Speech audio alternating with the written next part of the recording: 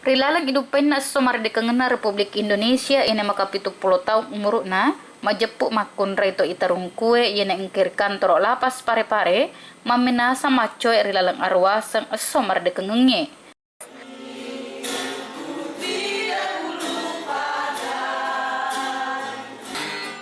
Nayaga arwasam minasa na palabangenge ina rito makelo makasamang iari garesangnya makukue paduan suara na palabang sere-sere ogi riasangnya sere pak dupa. Pada na pada nenge salah di pak jama makun rei kantor lapas pare-pare alina Wilda rilalang asirun tukenge kantor lapas riasona jumae tanggal 10 pa ulang arua atau 15.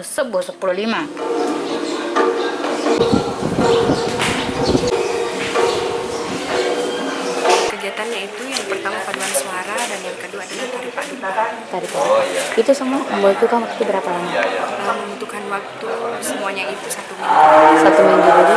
Kalau hambatannya tari paduka itu tidak ada karena kemarin itu yang tahun lalu penarinya cuma yang ini juga yang warga binaan ini masih ada tetap ada di Lapas Pare. Ya.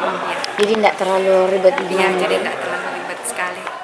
Na pada Wilda, rekori lala were agurua makelo na sere padupa lauri makun reto itarung kuer itu, de sisa-sisa gaga susana.